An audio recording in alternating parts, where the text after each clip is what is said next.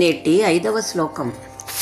న్యక్కుర్వన్నోషధీసే ముషితరుచిశుచేవౌషధీః ప్రోషితాభా భాస్వద్గ్రావోద్గతేన ప్రథమమివ కృతాభ్యుద్గతిః పావకేన పక్షచ్ఛేదౌ వ్రణాసృక్రుశ్రుత ఇవ దృషదో దర్శయన్ ప్రాతరద్రే రాతామ్రస్తీవ్రభానోరనభిమతనుతే స్థాద్గమస్త్యుద్గమో వహ.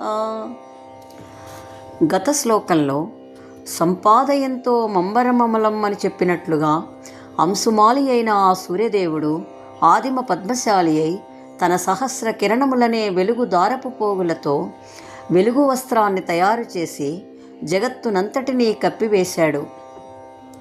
దీనికి మరొక అంతరార్థం ఏమిటంటే, ప్రాణుల అజ్ఞానపు చీకటిని తొలగించి జ్ఞానజ్యోతి అయి ఆ సూర్యదేవుడు ప్రకాశిస్తున్నాడు.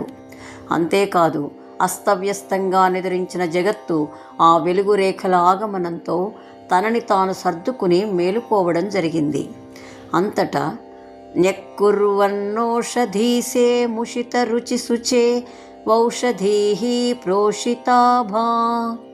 ఓషధీసే, ఓషధులకు ఈశ్వరుడైన ఆ చంద్రుని యొక్క రుచి కాంతి ముషిత అపహరింపబడటంతో, అనగా సూర్యదేవుని రాకతో చంద్రకాంతి వెలవెలపోయింది. చంద్రుడు కాంతిహీనుడు కావడంతో శుచా ప్లస్ ఇవ, దుఃఖంతో ఉన్నట్లుగా ఉన్నటువంటి ఔషధీః, ఆ ఓషధీలతలు కూడా ప్రోషిత ప్లస్ ఆభాః.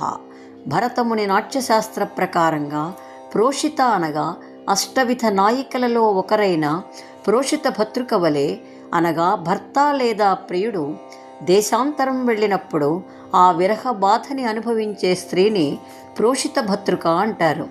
ఆ ప్రోషిత భతృకల వలె జ్యోతిర్లతలు లేదా ఆ ఓషధీలతలు కూడా చంద్రుడు దూరం అవడంతో న్యక్కుర్వన్ అనగా తిరస్కరించుట అని అర్థం.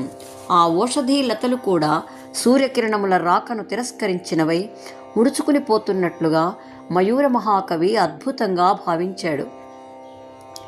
భాస్వద్గ్రావోద్గతేన ప్రథమమివ కృతాభ్యుద్గతిః పావకేన. గ్రావము అనగా శిల, భాస్వత్ ప్లస్ గ్రావ. భాస్వత్ అనగా ప్రకాశిస్తున్నా లేదా మండుతున్నా అని అర్థం.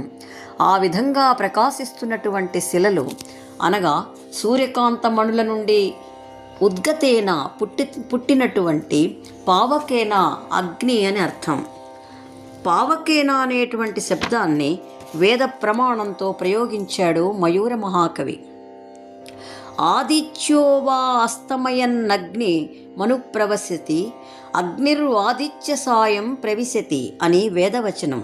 సూర్యుడు అస్తమించినప్పుడు తన తేజస్సును అగ్నిదేవుని యందు న్యాసము చేయగా, తిరిగి సూర్యుడు ఉదయించగానే అగ్ని తన యందున్న సూర్య తేజస్సును తిరిగి సూర్యదేవునకు ఇచ్చివేయడం జరుగుతుంది. ఆ విధంగా సూర్యుని రాకతో సూర్యకాంత శిలల నుండి పుట్టినటువంటి అగ్ని మొట్టమొదటగా అభ్యుత్ ప్లస్ గతి అనగా ఆ సూర్యదేవునికి ఎదురేగి కృతా ప్లస్ ఇవ స్వాగతిస్తున్నట్లుగా ఆ సూర్యకాంతి ఎర్రగా ఉష్ణశక్తితో వేడిమితో ప్రకాశిస్తున్నది.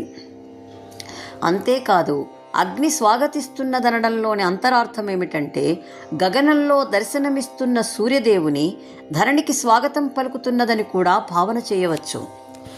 పక్షచ్ఛేదవ్రణాసృక్రుశ్రుత ఇవ దృషదో దర్శయన్ ప్రాతరద్రే.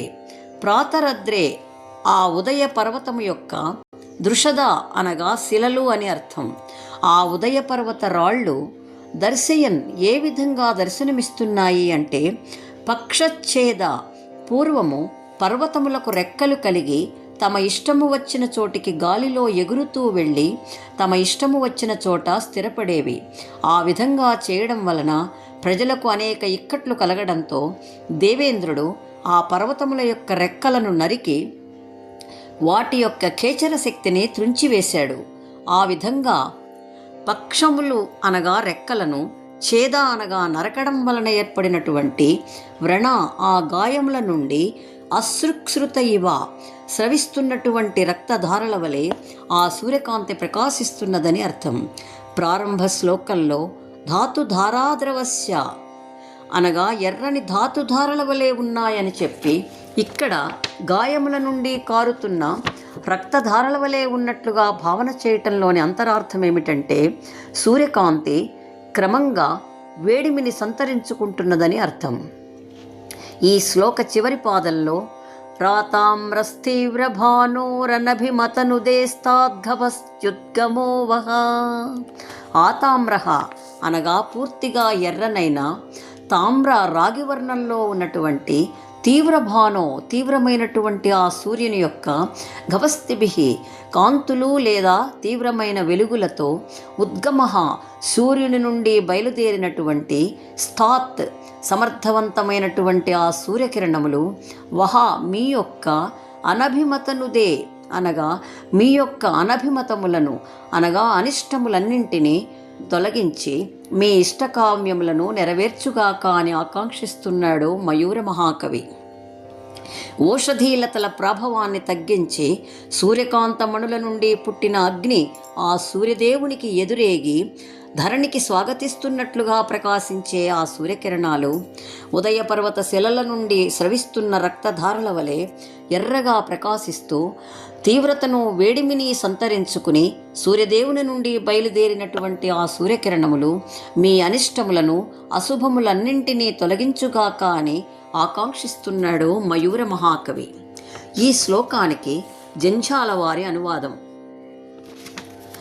ఉదయకాలంబున ఓషధీనాథుండు ఏలనో కాంతిని కోలుపోయే, ఉడురాజు వీడి మహౌషధులేలనో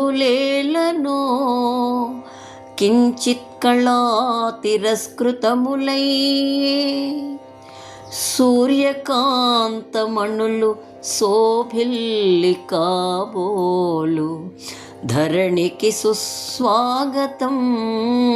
పలికే, పక్షముల్ ఖండింప బడుటచే కాబోలు అరుణమయ్యను ఉదయాత్రిశిలలు, కాదు కాదు ఇందులకు మహాకారణంబు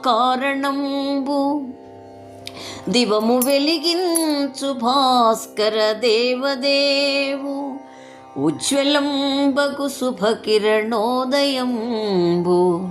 అనుజ పల్కుమా వేగము స్వాగతం.